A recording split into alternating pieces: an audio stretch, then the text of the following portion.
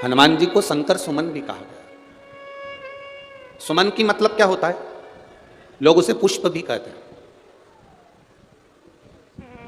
शिव का एक स्वरूप भी कहते हैं, शंकर का पुत्र भी कह देते हैं, शिव का एक प्रतिबिंब भी कह देते हैं। माता अंजना देवी ने जब भगवान शंकर की आराधना करी थी, शिवलिंग की पार्थिव लिंग का निर्माण करती, पूजन करती माता अंजना, उनके साथ में केसरी बाबा भी पूजन करने बैठे। गौतम ऋषि के कहने पर उन्होंने पूजन करी थी, गौतम बाबा के।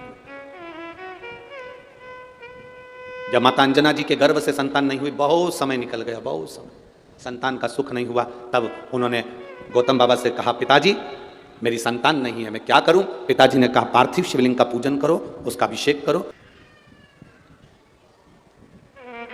पार्थिव शिवलिंग की जो पूजन है, ये जीव को फल देती ही है। राम जी जब अयोध्या से चले, मेरे सीताराम सरकार, लंका तक जाते हैं, लंका के बीच में जितनी जितनी जगह पर राम जी रुकते हैं प्रतिदिन, उतनी उतनी जगह पर एक पार्थिव शिवलिंग का पूजन करते हैं। हम आपसे प्रार्थना करेंगे, कभी जिंदगी में मौका मिले, आप वृंदावन की यात्रा करने जाते हैं, आप गोवर्धन परिक्रमा करते हैं, एक बार राम पथगमन पर भी जाकर देखिए। भारत सरकार द्वारा राम पथगमन बनाया गया है, अयोध्या से लंका तक के बीच में रामेश्वर तक ये राम पथगमन बना है। कुछ मध्य प्रदेश में, कुछ छत्तीसगढ़ में ऐसा होता हुआ, कुछ महाराष्ट्र में फिर होता हुआ ऐसा राम पथगमन गया। कभी मौका लगे आपको, आप पूरे राम पथगमन पर चलकर देखिए। पैदल राम पथगमन पर नहीं जा सकते तो आप गाड़ी से जाकर देखिए। पूरे राम पथगमन में जितने मंदिर किसी के नहीं मिलेंगे, पूरे राम पथगमन में उससे ज्यादा मंदिर केवल देवाधिदेव महादेव के मिलेंगे, क्योंकि राम जी जहां रुकते थे वहां शिवलिंग की स्थापना करते थे। मेरे राम जी जहां रुकते थे वहां एक पार्थिव शिवलिंग का निर्माण करते थे और उसका पूजन करते थे। मेरे राम जी का नियम था, दशरथ जी का नियम था, एक पार्थिव शिवलिंग का निर्माण करना, उसकी पूजन करना।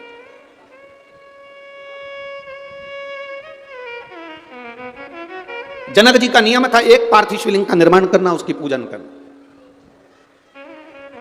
हम आपसे कहेंगे, इस ददरगुआ धाम की पवित्र भूमि से आपसे निवेदन करेंगे, जिंदगी में जब दुख की घड़ी बहुत घेर रही हो, तब एक पार्थिव शिवलिंग का निर्माण आपको भी कर कर उसकी पूजन करना चाहिए।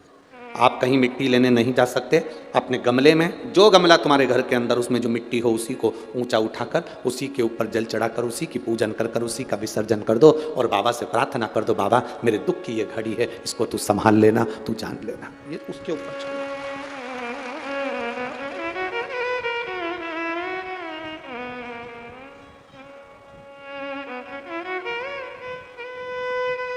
हम उसके ऊपर छोड़,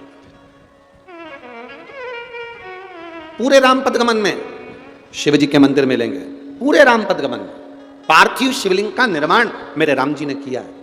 और केवल राम जी ने नहीं, भगवान कृष्ण ने भी पार्थिव शिवलिंग का निर्माण करा। जब उनके घर में संतान नहीं हुई, 16,108 रानी पटरानी भगवान कृष्ण की, और संतान का सुख नहीं हुआ, गर्गाचार्य बाबा को द्वारका बुलाया गया। हाथ जोड़कर मेरे बाबा भगवान द्वारकानाथ ने कहा, मेरे यहाँ संतान का सुख नहीं है, इतनी रानियां मेरे यहाँ पर संतान का सुख नहीं, आप कृपा करो। गर्गाचार्य बाबा ने कहा, सुनो कृष्ण, एक एक रानी के साथ 11-11 दिन तक भगवान शंकर के पार्थिव शिवलिंग का पूजन करो। भगवान कृष्ण ने एक एक रानी के साथ 11-11 दिन शंकर के पार्थिव शिवलिंग का पूजन करो। भगवान कृष्ण ने एक एक रानी के साथ 11-11 दिन तक शंकर भगवान के पार्थिव शिवलिंग का पूजन करा। शिव जी ने प्रकट होकर भगवान कृष्ण से कहा, मांगो क्या चाहिए? भगवान कृष्ण कहते हैं, मेरे यहाँ संतान नहीं। भगवान शंकर ने कहा, एक एक रानी के साथ 11-11 दिन तक बैठकर तुमने मेरा अभिषेक करा है, मैं तुम्हें वर देता हूं, तुम्हारी एक एक रानी से 11-11 संतान होगी। 10 पुत्र 1 पुत्री, 1,77,186 जो संतान का जन्म हुआ वो शिव कृपा से। पार्थिव लिंग पूजन, लोग कहते हैं, तो माता अंजना देवी ने जो शिवलिंग की, पार्थिव शिवलिंग की पूजन करी और पार्थिव शिवलिंग का पूजन कर उन्होंने मांगा, भोलेनाथ जी से प्रार्थना करी। बाबा देवाधिदेव महादेव सामने प्रकट हुए, मांगो तुम्हें क्या चाहिए? मेरे 3 वर है। अंजना माता कर रही, मेरे 3 वर। पहला वर, मुझे आपके समान पुत्र चाहिए। शिव जी ने कहा, मेरे समान कहां ढूंढने जाऊंगा, मैं ही तेरे घर में आ जाऊंगा। कहां ढूंढूंगा? शंकर भगवान बोले, मैं कहां मेरे समान ढूंढने जाऊंगा, मैं खुद तेरे यहां आऊंगा। कहां ढूंढूंगा?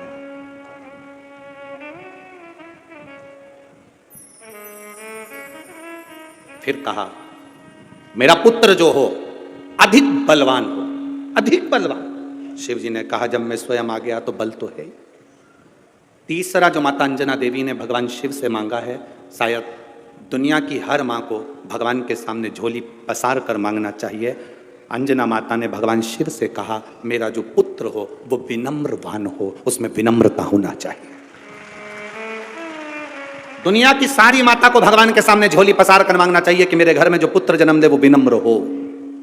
कारण बल तो असुरों में भी होता है, बोलो होता है कि नहीं होता? बल तो राक्षस में भी होता है, असुरों में भी होता है। सत्ता तो असुरों की भी होती है, सिंहासन तो असुरों का भी होता है, पर असुरों में राक्षसों में विनम्रता नहीं होती। और इस भारत की भूमि पर यदि हनुमान जी महाराज को आज पूरा संसार पूजता है तो केवल एक कारण से पूजता है, हनुमान जी को विनम्रता बहुत है, उनमें नम्रता बहुत है। उनमें कितनी विनम्रता होगा, उनमें कितनी विनम्रता का सुख होगा, कितनी विनम्रता और कितनी विनम्रता का सुख श्री हनुमंत लाल जी के जीवन में कितनी विनम्रता का सुख होगा, जरा विचार करिए, विचार करिए।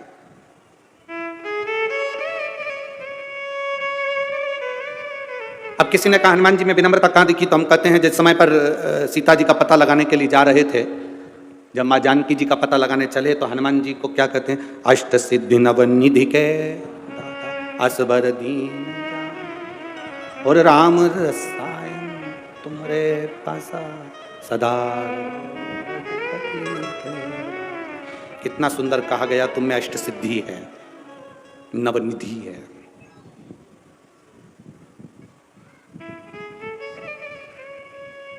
कितनी, जम के बोलिए जरा, अष्ट सिद्धि नवनिधि कितने हो गए दोनों मिला के? बोलो बोलो, जम के बोलो जरा। 17। हनुमान जी से कहा यह अष्ट सिद्धि। माता जानकी से जब मिलने गए थे तो माता जानकी ने हनुमान जी को कहा था मैं तुम्हें क्या वर दूं, अष्ट सिद्धि देती हूं, नव निधि देती हूं। सीता जी कह रही हैं मैं तुम्हें अष्ट सिद्धि देती हूं, नव निधि देती हूं। हनुमान जी ने कहा ये 17 लफड़े मेरी जिंदगी में मत पाड़ो। कितने लफड़े? 17। आप लोग जब आपस में बात करते हो ना तो बात बात में बहुत सारे लोग कहते थे अरे बहुत 17 लफड़े जिंदगी के चल रहे हैं। कोई पूछे तुमसे 17 लफड़े कौन से, ये वही हैं अष्ट सिद्धि नव निधि के। ये 17 लफड़े जिंदगी में चलते ही रहते हैं, नहीं चाहिए। विनम्रता देखी है श्री हनुमान जी महाराज की। उनको शंकर सुमन क्यों कहते हैं? माता अंजना ने मांगा, मां अंजना देवी ने कहा कि मेरे को वर देना, मेरा बेटा जो हो वो विनम्र हो। शंकर जी कहते हैं विनम्रता किस लिए?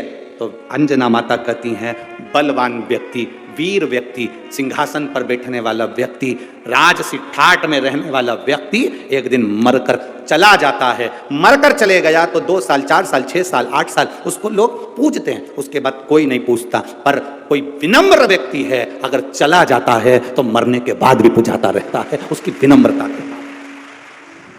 हनुमान जी को शंकर सुमन कहा गया क्योंकि विनम्रता का लक्षण श्री हनुमंत लाल जी के पास विनम्रता। कितनी विनम्रता, जरा देखिए हनुमान जी की विनम्रता। शंकर सुमन क्यों कहते हैं हनुमान जी को? उनकी विनम्रता देखिए। जब सीता जी का पता लगाने जा रहे हैं तो अष्ट सिद्धि नवनिधि के दाता श्री हनुमान जी महाराज बूढ़े जामवंत से कह रहे हैं कि आप मुझे आज्ञा दीजिए कि मैं क्या करूंगा लंका में जाकर, क्या करना है मुझे, कैसे जाना है मुझे, क्या करना है मुझे। इतना बुद्धिवान श्री हनुमंत लाल और बूढ़े जामवंत से पूछ रहे हैं कि मैं क्या करूंगा वहां जाकर। मतलब उनकी बहुत विवेकी जो व्यक्ति होता है, जिसमें बहुत बुद्धि होती है, वो हमेशा झुक कर चलता है, छोटा बनकर चलता है। इसलिए हनुमान जी महाराज विनम्र बन गए। का पता तूने लगाया? हनुमान जी बोले नहीं प्रभु मैंने नहीं लगाया। जामवंत पास में खड़े तो उन्होंने कहा इसी ने लगाया। राम जी ने पूछा हनुमान पता तूने लगाया? हनुमान जी बोले नहीं प्रभु मैंने नहीं लगाया। जामवंत पास में खड़े तो उन्होंने कहा इसी ने लगाया। फिर राम जी ने पूछा हनुमान तू लंका गया था? हनुमान जी बोले मैं नहीं गया, इतने में जामवंत पास में खड़ा था यही गया था। फिर राम जी ने पूछा हनुमान लंका में आग तूने लगाई? हनुमान जी बोले मैंने नहीं लगाई, इतने में जामवंत में खड़ा था इसी ने लगाई, इसी। इतने में राम जी बोले हनुमान सीता का दर्शन तूने किया? हनुमान जी बोले मैंने नहीं किया, इतने में जामवंत बोला इसी ने किया। अब इन दोनों के झगड़े में राम जी को गुस्सा आ गया। राम जी को गुस्सा आ गया, तो तूने नहीं करा तो क्या मैंने करा? इतने में हनुमान जी बोले, बस आपने किया है, मैं तो निमित्त था, बस केवल निमित्त। जो कर रहे थे आप कर रहे थे। लंका गए आप, भेजा मुझे आपने, दर्शन किया आपने, आग लगाई आपने, मैं तो केवल निमित्त था। आज आपने सत्य कह दिया, क्या मैंने करा? बिल्कुल सत्य है, आपने किया। करते हो मेरे बाबा मेरा नाम, और प्रभु आपकी कृपा से सब। शंकर सुमन का मतलब शिव विनम्रता दे दें, शिव विनम्रता दे दें, यह शंकर सुमन का लक्षण है, विनम्रता। कितनी विनम्रता श्री हनुमान जी महाराज में होगी, जरा विचार करिए। चढ़े, कितना बल है हनुमान जी महाराज में। जिस पत्थर पर लात रखा वो पत्थर नीचे दब गया, जिस पत्थर पर लात रखा वो पत्थर नीचे दब गया, पत्थर दब गया नीचे, पत्थर नीचे। चले, बीच में मिल गई सुरसा, मैं तुझे खाऊंगी। हनुमान जी बोले, देख मेरे पास में टाइम नहीं है री। ए सुरसा, तू कह रही मुझे खाएगी, पर मेरे पास भी तो टाइम होना चाहिए। एक काम करना, मैं जब घूम फिर के आ जाऊं तब खा लेना। सुरसा बोले, मेरे पास भी टाइम नहीं, मैं तो अब भी खाऊं, मैं तुझे अभी खाऊंगी। हनुमान जी बोले, मैं जरा लंका होकर आ जाऊं तब खा लेना। नहीं ना ना ना, मेरे पास। हनुमान जी बोले, देख मेरे को बहुत सारी फाइल निपटाना है, बहुत सारा काम पड़ा है, लंका तक जाना है, फालतू के लफड़े मत कर। सुरसा तेरे हाथ जोड़ो, मुझे जाने दे। सुरसा कहनी, बिना खाए तो नहीं जान दूंगी। तो हनुमान जी बोले, अब खा ही ले, तू ले खा। मुंह फैला, उसने मुख को फैलाया। 1 योजन का मुख मतलब 8 मील 1 योजन में होता है, 8 मील। 1 योजन का मुख फैला लिया हनुमान जी। 1 योजन का जैसे ही हनुमान जी ने अपना स्वरूप बनाया, सुरसा ने 2 योजन मुख फैलाया। हनुमान जी 2 योजन के हुए तो सुरसा ने फिर योजन बढ़ाते बढ़ाते वो 4 योजन का मुख बनाया। हनुमान जी 8 हो गए, 8 बढ़ाते 16 हो गए, 16 से 32 हो गए, 32 पे सुरसा 64 योजन का मुख फैलाती। हनुमान जी छोटे होकर मुंह में से प्रवेश कर कर बाहर खड़े हो गए, और खड़े होकर सीताराम सीताराम सीताराम करने लगे। सुरसा बोली, क्यों रे, मुंह में नहीं गया? हनुमान जी के घूम फिर के वापिस आ गया।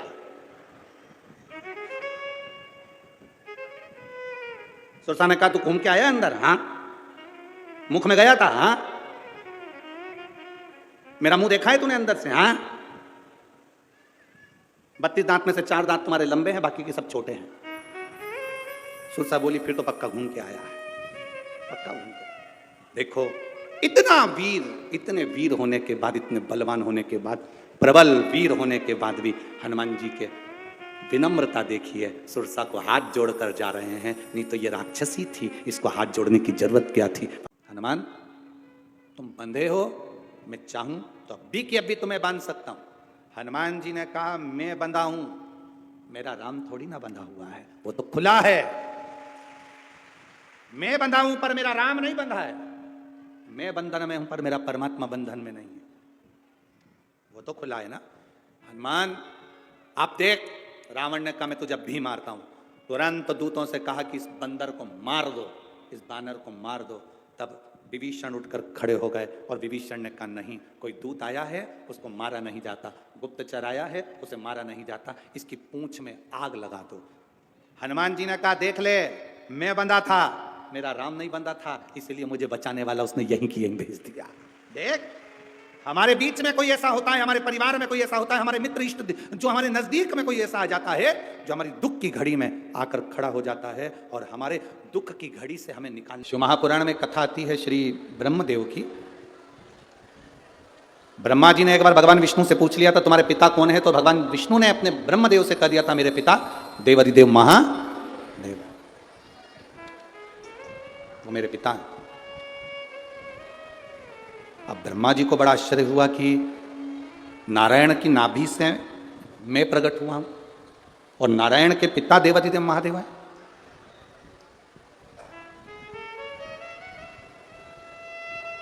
मैं आपके पिता को देखना चाहता हूं, मैं आपके पिता का दर्शन करना चाहता हूं। ठीक है, करो।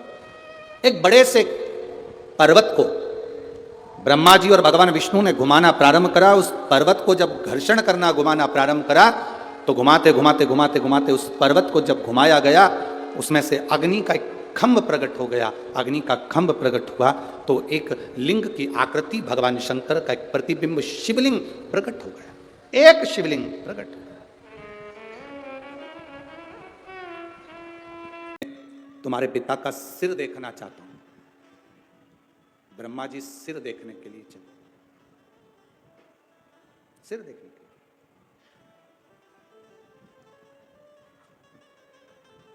भगवान नारायण से ब्रह्मा जी ने कहा कि आप भगवान शंकर का सिर नहीं देखना चाहेंगे? भगवान नारायण कहते हैं शंकर मेरे पिता हैं, देवादिदेव महादेव मेरे पिता हैं, मैं उनके चरण देखना चाहूंगा, मैं उनके चरण देखना चाहूंगा। महादेव के चरण ढूंढने के लिए भगवान विष्णु शिवलिंग के चरण ढूंढने के लिए पाताल में गए और ब्रह्मा जी आकाश में भगवान शंकर का शीश देखने के लिए गए, शीश ढूंढने के लिए। भगवान नारायण को तो लगा कि भगवान शंकर के चरण तो मिल नहीं सकते, भगवान शंकर के चरण तो प्राप्त होंगे नहीं। भगवान नारायण वापिस आ गए। ब्रह्मा जी जाते गए, जाते जाते उन्होंने केतकी का पुष्प तोड़ लिया। एक केतकी नीचे चल, और चलकर भगवान विष्णु के सामने कह देना कि ब्रह्मा जी को शीश मिल गया। केतकी ने कहा मैं क्यों झूठ बोलूं? भगवान ब्रह्मा जी ने कहा केतकी के पुष्प अगर तू मेरा पक्ष लेगा तो मैं तुझे सारे देवताओं पर चढ़ाऊंगा और सुगंधित बनाकर रखूंगा। बस झूठ बोलना है तुझको, चल करेगा, एक झूठ तू बोल दे। केतकी ने कहा मान लो अगर मेरी बात किसी ने नहीं मानी तो ब्रह्मा जी गौ माता को साथ में लेकर आ गए। गाय से कहा कि तू चलकर एक बार नीचे झूठ बोल दे कि ब्रह्मा जी को सिर मिल गया। गाय कहती है अगर मेरी बात किसी ने नहीं मानी तू चल, तो इसमें मेरा लाभ क्या होगा? घर में जो पहली रोटी बनेगी वो तुझे मिलेगी। गौ माता से कहा। केतकी और गाय को लेकर आए। भगवान नारायण ने पूछा ब्रह्मा जी तुम्हें भगवान शंकर का शीश मिल गया? ब्रह्मा जी बोले मैं बताऊंगा शीश मिला कि नहीं मिला, पहले आप बताओ आपको चरण मिला? भगवान नारायण ने एक बार सत्य कह दिया कि मुझे भगवान शंकर का चरण नहीं मिला, भगवान का चरण नहीं मिला। तो शंकर भगवान ने कह दिया नारायण तुमने सत्य बोला है, इसलिए पृथ्वी पर आज से तुम पूजाओगे।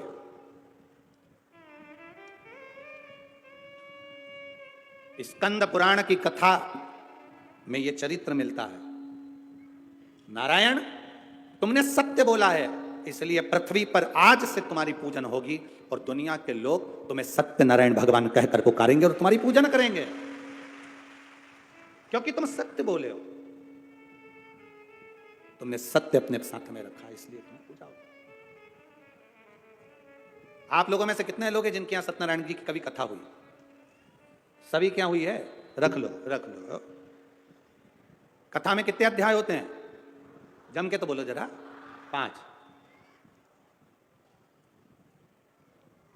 सारे अध्याय पढ़े हैं? अरे बोलो तो जम के। सुने हैं? क्या बोलते हैं? गरीब ब्राह्मण था, बोलो सही है, कहीं गड़बड़ हो तो बता देना हो। और उसने बड़ा दुखी था, सत्यनारायण भगवान की कथा सुनी, पूजन करी। बोलो यही है ना?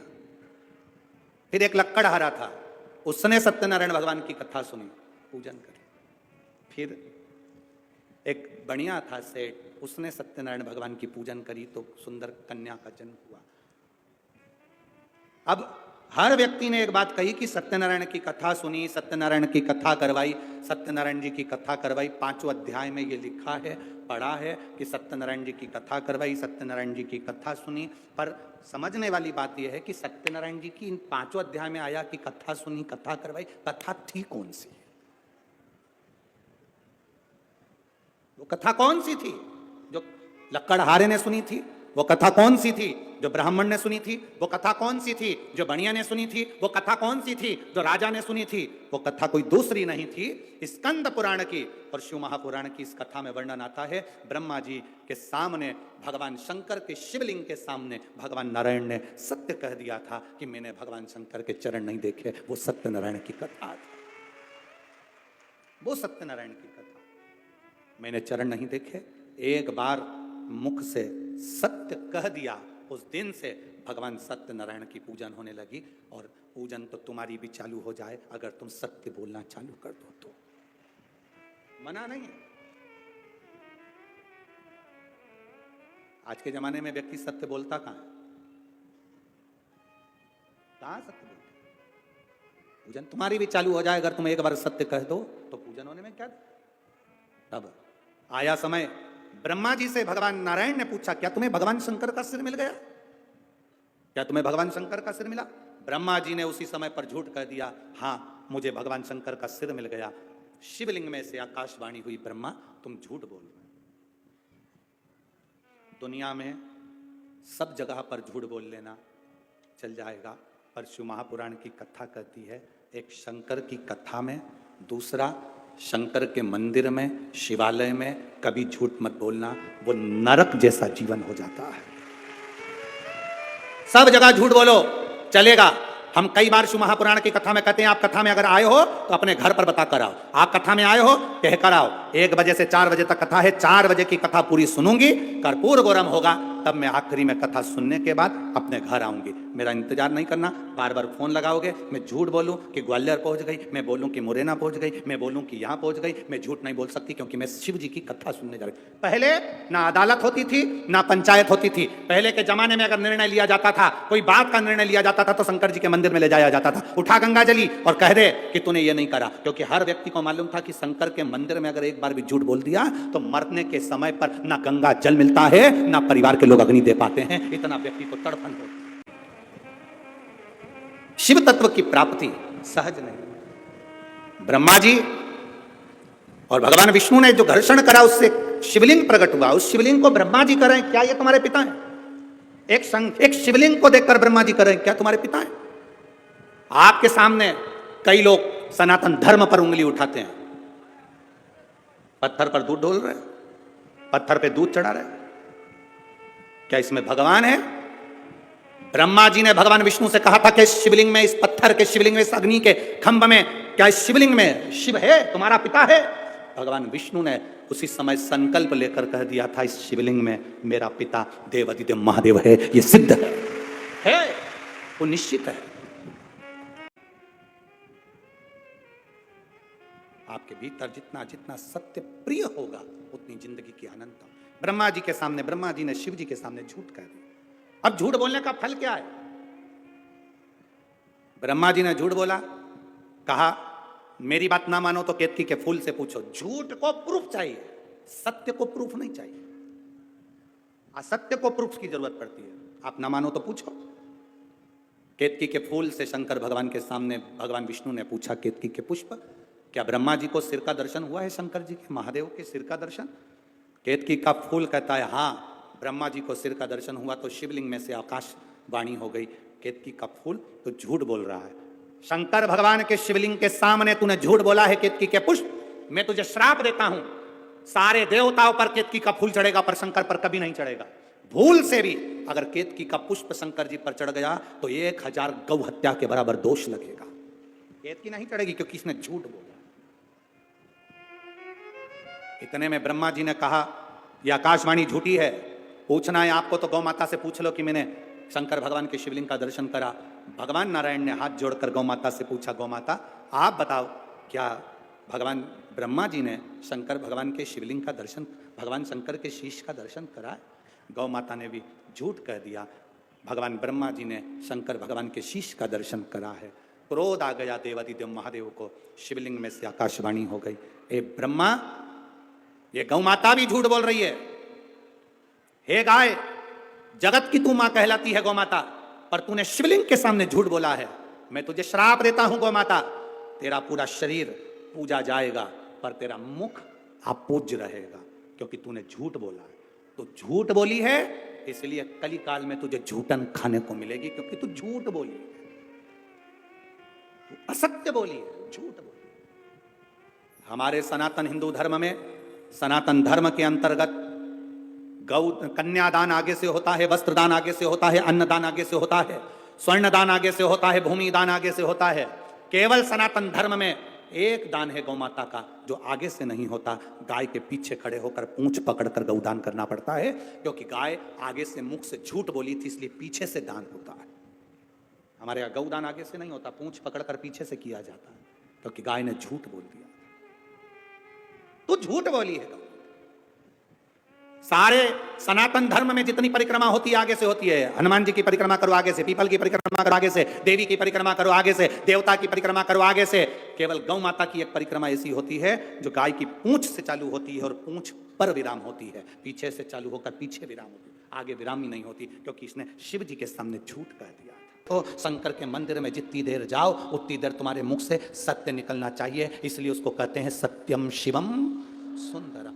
गौ माता ने झूठ बोला, केतकी के फूल ने झूठ बोला, बच्चा कुछ आता तो ब्रह्मा जी ने झूठ बोल दिया। जो ब्रह्मा जी ने झूठ बोला, शिव को क्रोध आ गया, प्रकट हो गए महादेव। पांव के अंगूठे के नख को तोड़ा महादेव ने, फेंका, काल भैरव प्रकट कर लिया। काल भैरव प्रकट कर कहा जा रहे काल भैरव काट दे ब्रह्मा का सिर। झूठ बोलने वाला सिर ब्रह्मा का कटना चाहिए। काल भैरव अपने उंगली के नख तोड़कर फेंके, ब्रह्मा का सिर कट गया। ब्रह्मा का सिर कटा तो कटा हुआ सिर लुढ़कता गया। झूठ बोलता हुआ वो सिर लुढ़क रहा है, उसका जो रक्त निकला उससे एक नदी प्रकट हो गई जिसको कर्मनाशा कहा गया। भारत की भूमि पर केवल एक नदी ऐसी बहती है जिस नदी का पानी का छींटा भी शरीर को लग जाता है तो 7 पीढ़ी में करा हुआ सारा दान पुण्य खत्म हो जाता है, वो कर्मनाशा नदी है। आज भी उत्तर प्रदेश में वो नदी बहती है जिस नदी को कोई विद्वान, कोई संत, कोई साधु, कोई सन्यासी, कोई तपस्वी, कोई साधक, कोई उपासक उस नदी के पास नहीं जाता। भारत की भूमि पर केवल एक नदी ऐसी है जिसका पानी कुत्ता भी नहीं पीता। भारत की भूमि पर एक नदी केवल ऐसी है जिसका पानी पक्षी भी नहीं पीता, वो कर्मनाशा नदी है। जिस नदी का पानी एक जानवर भी नहीं पीता, उस नदी का पानी शरीर को छू जाए तो व्यक्ति को कहते हैं कि उसके जीवन का सारा पुण्य समाप्त हो जाता है। वो कर्मनाशा नदी भगवान ब्रह्मा के गले कटने से उस रक्त से प्रकट हो गई। भगवान नारायण ने देखा कि ब्रह्मा का सिर पड़ा हुआ है, क्या करें इसका, झूठ बोला है। भगवान विष्णु ने शंकर जी के हाथ जोड़कर निवेदन करा, आप ब्रह्मा के कटे हुए सिर को कुछ तो वर दे दो प्रभु, लोग नफरत करेंगे ब्रह्मा के सिर से। तब शंकर भगवान ने कहा ये ब्रह्मा झूठ बोला है, पर सत्यनारायण भगवान आपका स्पर्श ब्रह्मा के शीश को हुआ है। सत्य बोलने वाले का अगर स्पर्श ब्रह्मा के सिर को, सत्यनारायण भगवान तुम्हारा स्पर्श हुआ, मैं वर देता हूं ब्रह्मा का कटा हुआ सिर बट वृक्ष बनेगा। इस बड़ के पेड़ के नीचे स्वयं महादेव बैठेंगे और उनका नाम बटकेश्वर महादेव पड़ेगा। शिव विराज